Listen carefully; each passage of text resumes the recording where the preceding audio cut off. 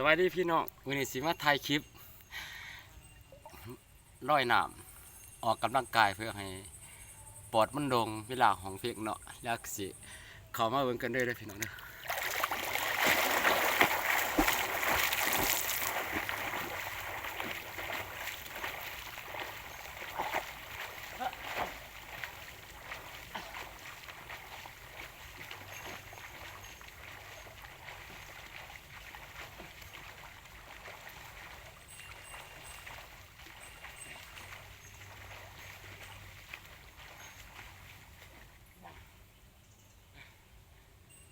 ก็ไปใหม่อีก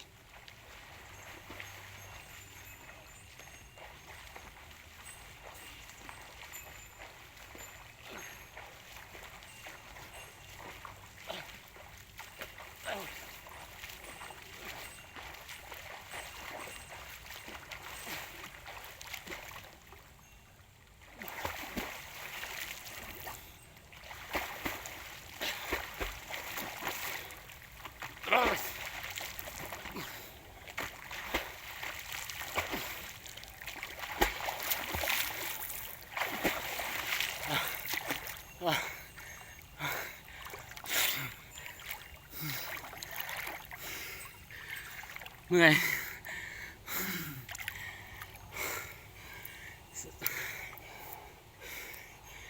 ถ่ายคลิปอยู่ซาเนาะซาเองนี่เลิกทุกพัวยืนมืออยู่พี่น้องแต่ได้มือก็สิมาห้องอยู่น้ำเพื่อบ่ให้เสียงฟ้าไปได้ห้องเพลงเนาะ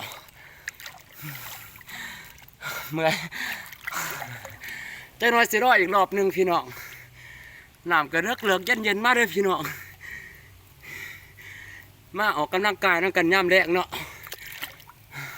เอาไปอีกกันรอบสอง